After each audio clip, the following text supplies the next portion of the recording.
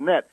One of the scenarios produced during 2007 by the Office of Net Assessment through the Hudson Institute is the Great Siberian War of 2030, which is, as the title suggests, something we've talked about here quite a few times, the idea of playing Russia against China. And it starts off saying Russia is hollowing out, China is filling up, China needs oil, Siberia has lots of oil, very few people. The Chinese are going to try to seize Siberia. The Chinese will try to seize all of Russia east of the Urals, and that's going to lead to World War III, and it goes through. This is the work of the late Laurent Muraviec of the Hudson Institute. He put this out in 2007. The contract came from the Office of Net Assessment, that is to say, Yoda being Andrew Marshall, 89 years old, been there since 1973. He may well be the longest-serving top bureaucrat in the entire U.S. bureaucracy. This is a gray eminence with a vengeance, and he goes back to the post-war Rand Corporation whiz kids, right? The Strangeloves, the guys going around with those binders, World Targets, and Megadeths, right? The Strangeloves from the original generation. He's still a younger, somewhat younger than those who are no longer around. This is Andrew Marshall, and his group recommends essentially. They say in order to have successful deception, you've got to create a sophisticated series of orchestrated events and make your adversary believe in it. Now, think about the Gulf. Think about the Christmas Patsy bomber. Think about Major Hassan of Fort Hood. Think about al-Awlaki, the CIA lackey, and you'll get an idea of all of that. Let's just go back briefly to China. We've so far indicated the areas of conflict, U.S. meddling to antagonize China, and I think most of these are pretty straightforward. Meddling in Taiwan, meddling in Tibet, meddling among the Uyghurs of Xinjiang, meddling in the South China Sea. That's a little bit, there are claims, right? There are competing international claims. I suppose one ought to have an international conference, see who wants it and who doesn't. Cyberspace and Google.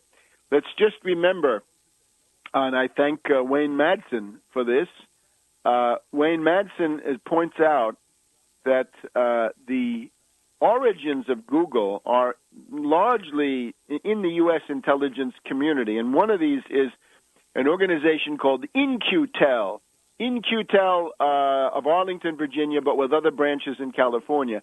This is a non-profit venture capital firm, and I'm reading from Wikipedia, non-profit venture capital firm that invests in high-tech companies for the sole purpose of keeping the CIA equipped with the latest in information technology to support the U.S. intelligence capability. It was originally named Peleus.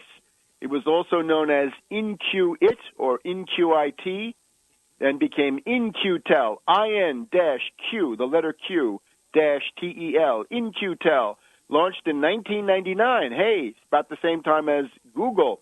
The mission is to essentially be at the forefront of all this stuff. So In-Q-Tel offers money, and they get a piece of the action. They get software infrastructure and related stuff. George Tenet writes about this in his biographic self-justification attempt, and that is to say, in the eye of the storm, at the center of the storm, my years at the CIA, Harper, 1997, and there we learn about In-Q-Tel. In 2005, In-Q-Tel sold 5,600 shares of Google worth $2.2 million, and the way they got them was that Google acquired Operation Keyhole being the CIA's satellite mapping software, which has now taken on the name of Google Earth. So there's a seamless cartel here, NSA, CIA, Google, I'm sure, Twitter, and others. This, I think, puts the question of cyberspace into a different context, because it's no longer a question of free speech or things like this. It is that do you allow tentacles of foreign intelligence agencies to simply run wild, or do you have the ability to do something about that and to push back? The path of the Ukrainian elections, right? Yushchenko now being out, it's now come down to Yanukovych versus Timoshenko, and that'll be decided this coming weekend.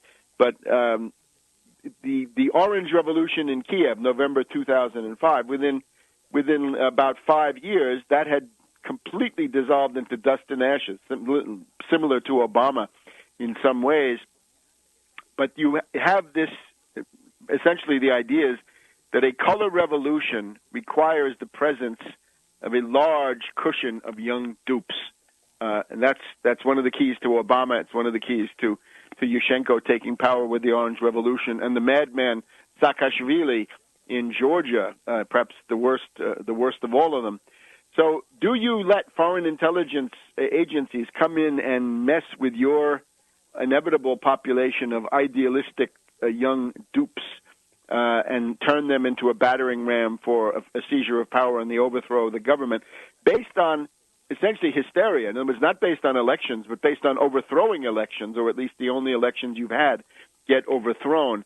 So that is, I think, the Chinese argument, and I think it's a good debate. Remember, Jacques Sapir, S-A-P-I-R, I think one of his ideas was that the sloganeering about human rights and political rights has been used by the Western powers as a cloak for imperialist aggression and destabilization and the overthrow of governments they don't like for totally other reasons, generally because of economic resistance to the IMF. The slogans have been used so often that they're now totally discredited, and that is just the reality of the world, right? The attack on Iraq, 1 million to 2 million people killed in the name of democracy. Doesn't that sort of take the luster off these democracy and human rights slogans, even when they're delivered by the charming Obama? So the areas of sovereignty are Taiwan, Tibet, the Uyghurs of Xinjiang, the South China Sea, and cyberspace with Google now revealed as a tentacle of In-Q-Tel, and therefore of NSA and CIA, and they're out there openly cavorting with the NSA. It's like a public alliance. It's like a convoy in World War II. In this case, the NSA provides the cyber warships, and Google provides the payload, in this case, of inflammatory propaganda for these young dupes who believe that the West is cool and they want to go with it. So let's also add human rights, right? You've got a return now in the pages of the U.S. press to the Chinese human rights issues. This is fairly straightforward. In economics, you've got a conflict about the proper valuation of the Chinese yuan or renminbi, people's dollar, and that is simply that China wants to have the predictability of a fixed parity relationship with their main international trading partner, the U.S.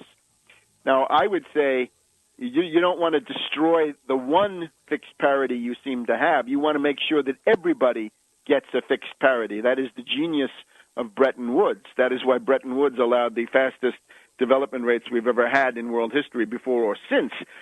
But the U.S. says, no, we want to destroy the fixed parity of the renminbi with the U.S. dollar. There's also then the question of steel and oil protectionism. This is one area where I think the Chinese are simply wrong, but that's one of the things that they cite. We'll be back in a minute.